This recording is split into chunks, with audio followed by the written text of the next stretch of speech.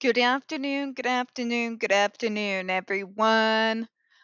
Welcome to another episode of Spilling Tea. I'm your host, Tiffany Daniels. We're going back to that horrible world known as the JRC, but before we do the usual disclaimers and a little bit of rant about general life. So, we all know I don't have the best relationship in the world with my current boss. This is the second time I've been on this individual's team. And he's just now, as I am close to finally being fired, acknowledging the fact that, oh my god, I'm autistic.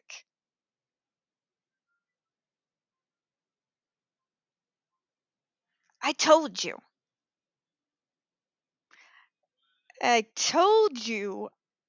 Yes, I may be getting the same calls as everybody else, but not really. Because how we handle those calls, as opposed to neurotypical peers, is going to be entirely different. But anyways, I am so tired of having the Damocles sword over my neck and constantly stressing that I wish they would just go ahead and get it over with. But anyways, to the disclaimers, life and trials of an autistic call center jockey. I don't recommend it. Folks, if you're unfamiliar with the Stop the Shocks campaign or the campaign against the troubled teen industry, you're going to find all the pertinent links right there in the description box. Please, in particular, take note of the article written by NeuroClastic, a small non for profit started by autistics for autistics. In it, they interviewed over 900 ABA professionals in regards to the JRC's so called behavior modification program. The Judge Rotenberg Educational Center doesn't want you to read that article so much. They threatened NeuroClastic with a defamation lawsuit if they did not remove it from the website. NeuroClastic refused. You all know the drill. Please read the article. Share it on all your social media. Also included is NeuroClastic's public statement regards to the defamation lawsuit threat, as well as a link to their GoFundMe. We are crowdfunding just in case the JRC ever actually does see through with their threat. All right, folks, trigger warning one. When we discuss places like the Judge Rotenberg Educational Center or Agape Boarding School for Boys, you're going to hear vivid descriptions of and catch clips or surveillance footage of people with mental health issues and disabled people being tortured and abused. If you got young children present, please make sure to go ahead and utilize those headphones. Trigger warning 2, this channel is marked not for kids for a reason. We use profanity on occasion and speak on dark subjects. If your child is 16 and younger and they are watching this, very obviously parental supervision is very much advised, all right? All right, so where we left off last time. A comment argues that although there are no randomized controlled clinical studies of ESDs for SIB or AB, the available data, including over 100 published peer-reviewed articles among other sources, amplify provided evidence of safety and efficacy for SIB and AB. The comment provides a table summarizing 162 references discussing the use of skin shock.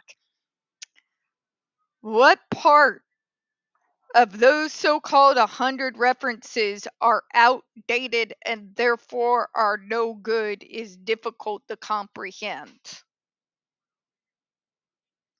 This is what the JRC does, though. They use double speak, and they speak vaguely, and most people are not going to know to dig.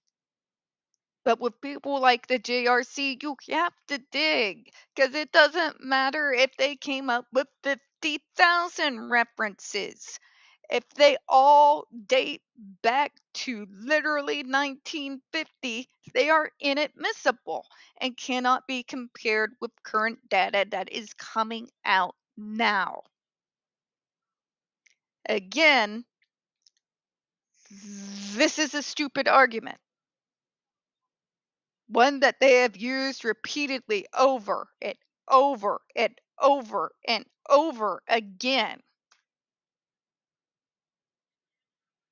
Okay? But we already know their so-called references are so outdated as to be laughable. If such an argument were to be presented, for example, on the floor of Borough Behavioral Health right now, they'd be laughed out of the building until they figured out whether they were serious or not. And then, well, I know Borough anyways, and the founder. Yeah, it wouldn't go well for that individual. I'm bringing that up even though we went over it in the last video because now we're getting ready to go in response, and I kind of wanted to remind you so I could remind myself. This particular weekend has not been fun for me. Yeah, we'll get into that another time. Yeah, I hate my boss. I tried not to. He's a good person, but yeah. Response. FDA disagrees. As the comic acknowledges, these data have been provided to the FDA and reviewed by the agency, and the FDA has also reviewed all the additional information provided by the commenters. In other words, they are saying in layman's terms, we already been through this. Okay? We've been through this. We explained why we're dismissing your references. You continuing to bring up the same argument time and again is not going to make somebody absent-minded one day go, oh, okay, well, obviously it's safe then. Okay?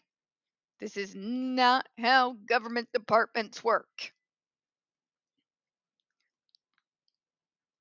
We weighed the evidence according to the factors that we explained in the processed rule. Where FDA has reconsidered the interpretation or significance of specific sources or claims in response to comments on the proposed rule. We have explained the reevaluation and how it affects the analysis in the appropriate section of this final rule. In other words, we went over your stupid shit again, and guess what? It's still outdated.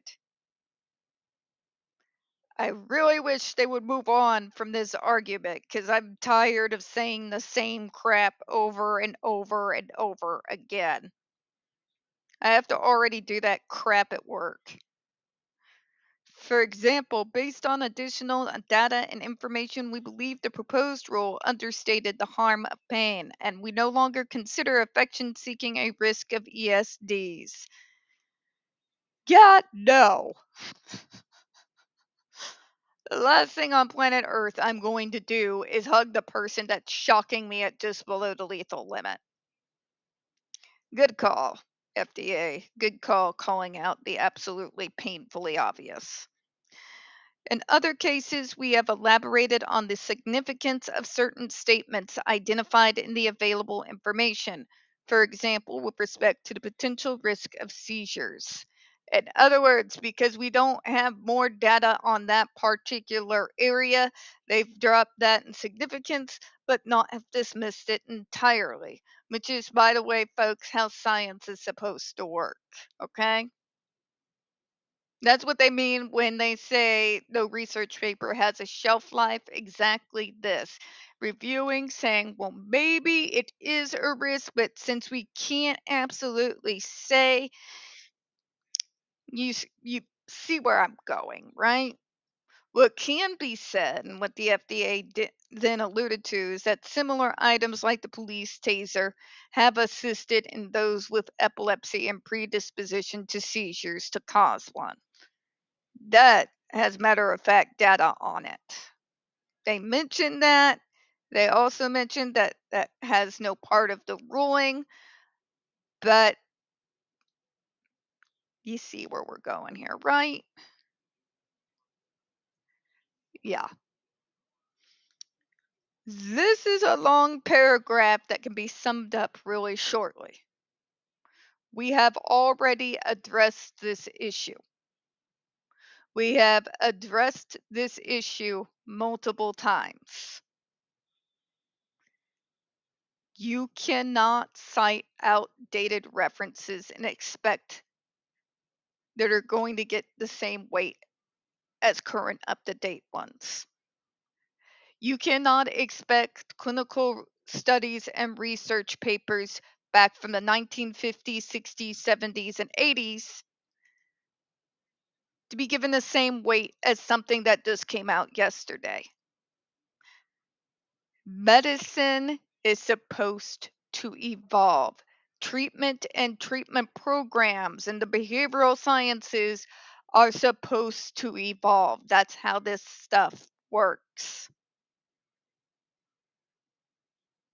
It does us no good to take a picture from 1960 and say this is the definitive end all be all word on this particular subject. Because otherwise, you're stunting science progress and growth and discovery.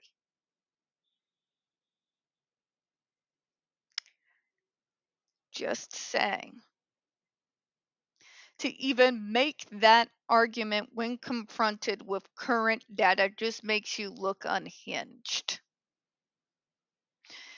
When the fact is you keep repeating the same arguments after the FDA has clearly addressed the issue and explained the reasoning multiple times just gets exhausting on everyone, including even me, the reader, and you, the listener. We're going to go ahead and close out on that one, folks. We don't get very many views on this channel. The few we do tend to get removed from time to time. So, folks, you know the drill. Please don't forget to hit the like button, hit subscribe, and please don't forget to utilize those comments. I appreciate your time. And as always, folks, we here at Spilling Tea do hope you have a good one. I'll see you next time. Bye-bye, everyone.